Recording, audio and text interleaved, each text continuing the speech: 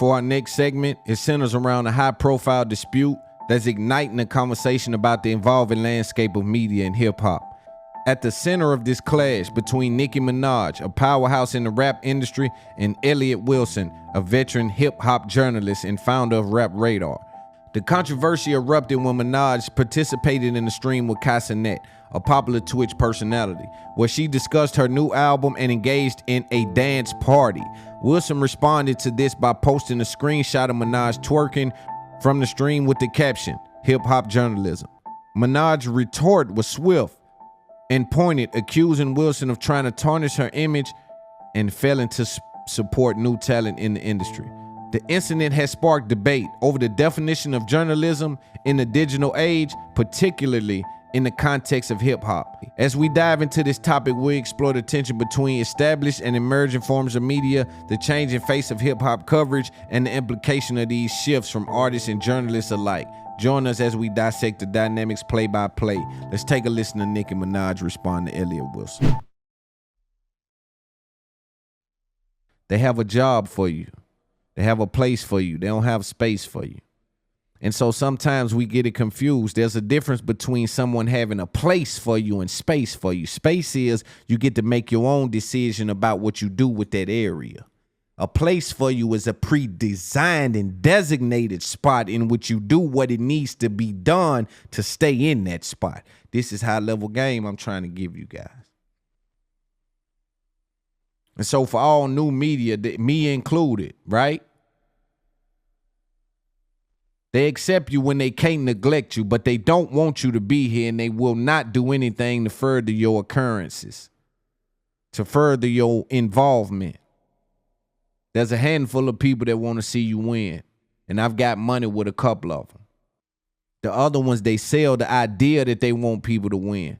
But if you're from the streets, it don't even take that long to see that it's cap. Who you putting on? Where they at? What are youngsters you putting on at? Every time I see niggas, they giving help to rich niggas. We don't call that philanthropy where I'm from. But in new media, they have a place for you, not a space for you. They hope you work for them, not work with them. Working with them is too much like competition in their eyes because they ain't securing the spot that they've been placed in for 20 years, for 5 years, for 10 years. Just they've been ahead for so long. If you get close, they get scared. Nicki Minaj did often what we saw Lil Baby do with me, and she went and done some new media for her rollout. Cenet not being new in the same terms that I was new, but Cenet being new as it pertains to sitting with an artist on the rollout of this magnitude. These things are not traditional marketing. And so you see an adverse reaction for the people that's ahead of us. When you saw me come, they say the audacity of Charlamagne to have that conversation with this guy. They didn't know Charlamagne had already did the science. Charlamagne already had the files. Charlamagne already knew who Loon was. That's why we was able to have that high-level conversation. Shout out to Andrew Schultz and Charlamagne on the Brilliant Idiots. Sometimes we get to talk like that. Y'all just late to the party. I remember walking in the party sometimes with billion-dollar niggas. And they want to let me in and treat me like gold. And I had to tell them, hey, this guy with me is someone that I look to for respect. Because y'all don't know Superman when you look at him. And not to diminish me and big him up. I need the culture to know that sometimes you can't distinguish everything just by looking at it. You got to look into it. And so Elliot Wilson has been in this game for a long time. I think he does his due diligence. For me, he follows me. We've been in communication. That's someone that I look to and says he did a few things in the game that I look to and say, yo, he's a legend. He's a legend. You can't take that from him. But it's almost like Elliot Wilson he's still balling with only the fundamentals. It's like he don't understand that Iverson about to cross over to the game. Niggas taking it behind the back. Magic Johnson done a few no-look passes. Jordan done tongue out from the free throw. Niggas is passing it off their elbows now. It's like he basically still balling with only the fundamentals. Because on the other hand, I won't even say that was necessarily hate. Because also what I don't want them to do is shame him into not posting what he feels or shaming him into not feeling whatever he feels. Like, if you feel a way about something, he should be able to say it. He got 20 years in the game.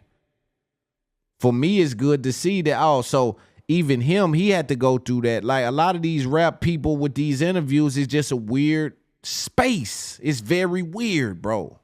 And I fuck with Cenet. I'm aware of all of these guys. Aiden Ross, all of these guys. I'm aware of these guys. But I do think there's a conversation to be had about how much conversion, how much translation, what promotion, what is this doing? I think there's a real conversation that needs to be had about that. Outside of that, I think you go where you want to go to have a conversation. I think that's very important for these people to be comfortable and be able to actually speak to your people. You dig? This is what I need y'all to really be understanding, man. You need to come speak to your people. Some people, you can only get a certain kind of conversation by sitting with these kind of people. And your people need to hear answers to certain questions. If they go unanswered, the narrative, unfortunately, continues to live. And let me put some framework down also as to where Nicki went and done this interview at for people that's listening and not watching.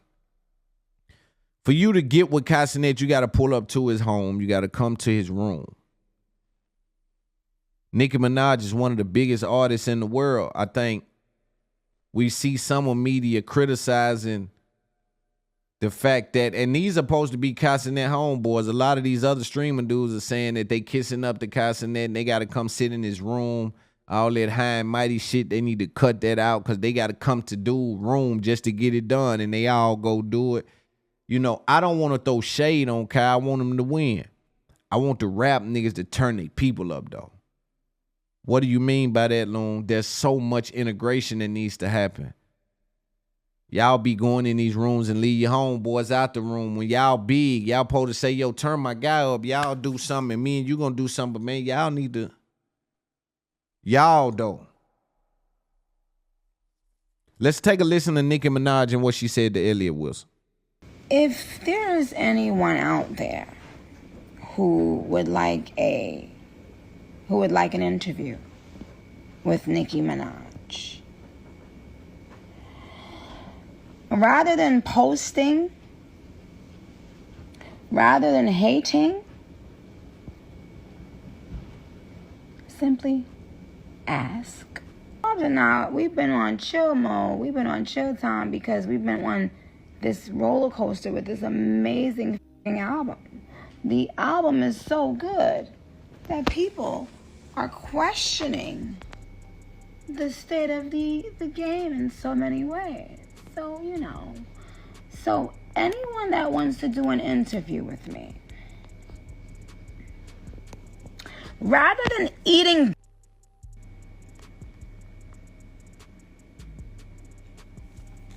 okay. Oh, why y'all hating when the new people coming through? Huh, Idiot Wilson? Wasn't that y'all spiel? Hating on the new people, and then y'all do then they do everything in their power to make sure everyone got the Nicki Minaj co-sign.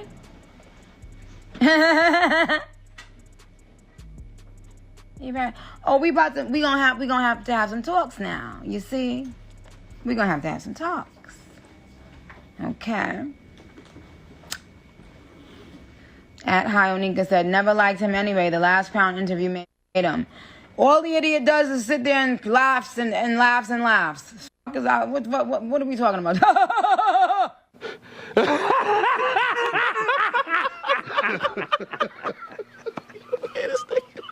Let me tell you something.